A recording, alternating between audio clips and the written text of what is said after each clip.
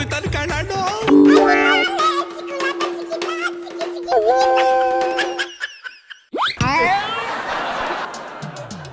ನಾನು ತಪ್ಪಿದ್ರೆ ನಾನು ವಿರೋಧ ಪಕ್ಷದ ಸ್ಥಾನದಿಂದ ಅಲ್ಲಿ ನಿಂತ್ಕೊಂತೀನಿ. ನಾನು ಕಟ್ಕಟೆಯಲ್ಲಿ ಎಲ್ಲಿ ಅಲ್ಲಿ ನಿಂತ್ಕೊಂತೀನಿ ನಾನು. ನೀವು ನನಗೆ ಚಿಮಾರಿ ಹಾಕಿ, ಇಲ್ಲಾಂದ್ರೆ ಅವ್ರಿಗೆ ಚಿಮಾರಿ ಹಾಕ್ತೀರಾ? ಏನ್ಲ ಏನೋ ಚಾಲೆಂಜ್ ಮಾಡ್ತೈತೆ ಅಶೋಕು. ವಕ್ಸ್ ಬೋರ್ಡ್ ಇಂದವ ರೈತರಿಗೆ ನೋಟಿಸ್ ಕೊಟ್ಟಿದಂತಲ್ಲಣ್ಣ, ಅದೇ ತರಕ್ಕೆ ಮನೆಗಳಿಗೂ ನೋಟಿಸ್ ಕೊಟ್ಟವ್ರಿ. ಇದೇನಾರ ಸುಳ್ಳಾದ್ರೆ ಸದ್ನದೊಳಗೆ ಚೀಮರ್ರಿ ಹಾಕಿಸ್ಕೊಂಡ್ಬಿಡ್ತೀನಿ ಅಂತ ಹೇಳ್ತೈತೆ ಕಣ ಅಶೋಕು. ಅಷ್ಟೊಂದು ಗ್ಯಾರಂಟಿಲಿ ಹೇಳ್ತೈತಿ ಅಂದ್ರೆ ಸತ್ಯನೇ ಹೇಳ್ತಾ ಇರ್ಬೇಕು ಕಣ್ಲೇಬೇಕು ರಾಶಿ.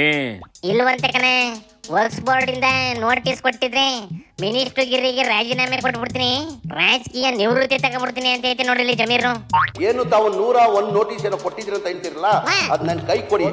ಒಪ್ಪಿದ್ದೀರಿ ಕೊಟ್ಟಿಲ್ಲ, ಬೇರೆಯವ್ರಿಗೆ ಯಾರು ಕೊಡಕ್ ಸಾಧ್ಯ ಆಗಲ್ಲ. ಯಾರ್ ಬೇಕಾದ ನೋಟಿಸ್ ಕೊಡ್ಬೋದಾ? ಯಾರು ನೋಟಿಸ್ ಒಪ್ಪೋಟಿಂದ ಕೊಡ್ತಾರ? ಯಾರು ನೋಟಿಸ್ಗಳು ಕೊಡೋದು?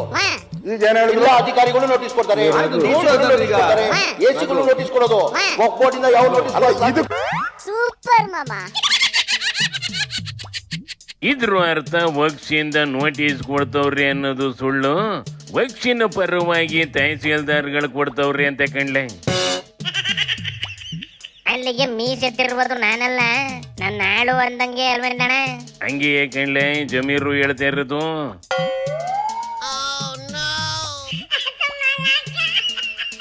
ಆದ್ರೆ ರೈತರು ಭೂಮಿಗೆ ಯಾವ ನೋಟಿಸ್ ಕೊಡಕ್ ಬಿಡೋದಿಲ್ಲ ಅಂತೈತೆ ಕಣ ಸಿದ್ದಣ್ಣ. ಅದು ಅಲ್ಲದೆ ಬೊಮ್ಮಾಯಿ ಕಾಲದಲ್ಲೇ ಜಾಸ್ತಿ ನೋಟಿಸ್ ಕೊಟ್ಟವಂತೆ. ಈ ರಾಜಕೀಯ ಬುಳ್ಳೆ ಅವ್ರು ಕೊಟ್ಟವ್ರಿ ಅಂತ ಇವ್ರು ಕೊಡೋದು, ಅವ್ರು ತಿಂದ್ರು ಅಂತ ಇವ್ರು ತಿನ್ನೋದು, ಇದೆಲ್ಲ ಬಿಟ್ಬಿಡ ಕೇಳಬೇಕು ರಾಶಿ. ಆತ್ಕನ ಹೇಳ್ತೀನಿ, ಆದ್ರೆ ನನ್ನ ಮಾತು ಕೇಳಿರ್ಬೇಕಲ್ಲಣ್ಣ. ರಾಜಕಾರಣಿಗಳು ಜ್ಯೋತಿಷಿಗಳ ಮಾತು ಬಿಟ್ಟು ಇನ್ಯಾರ ಮಾತನ್ನು ಕೇಳೋದಿಲ್ಲ ಅಂತ ಗೊತ್ತು ಕಣ್ಲೆ. ಆದ್ರೂ ಸುಮ್ಕೆ ಒಂದು ಮಾತು ಹಂಗ ಅನ್ಲೆ. ಆಯ್ತು ಬಿಡಪ್ಪ ಅಂತೀನಿ. ನಾಯಕರೇ, ಮಹಾನಾಯಕರೇ, ಮಹಾನಾಯಕರೇ, ಒಟ್ಟಿಗೆ ಅನ್ನ ತಿನ್ನಿ. ನಿಮ್ ದಮ್ಮಯ್ಯ ಜನಕ್ಕೆ ಒಳ್ಳೇದ್ ಮಾಡಿ. ಅಯ್ಯಯ್ಯೋ ಶಬ್ಬಾಯಿಸ್ ಕಂಡ್ಲೆ, ಸಾಕು ಬಿಡ್ಲೆ, ಅನ್ನ ತಿನ್ನೋರಿಗೆ ಅರ್ಥ ಆಯ್ತದೆ.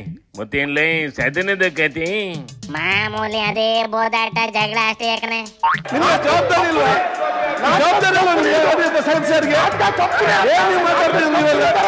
ಸರ್ಕಾರಿ ಉತ್ತರ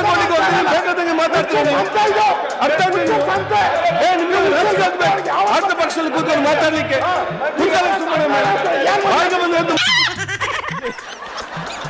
ಹಿಂಗೆ ಸಭಾತ್ಯಾಗ ಮಾಡಿದ ಅಶೋಕು ಅರ್ಧ ಗಂಟೆಲಿ ವಾಪಸ್ ಬತ್ತು ಕಲ್ಯಾಣ. ಏನು ಅರ್ಜೆಂಟ್ ಕೆಲಸ ಇತ್ತೇನೋ ಹೋಗಿ ಬಂದೈತೆ ಕಂಬುಡ್ಲೆ.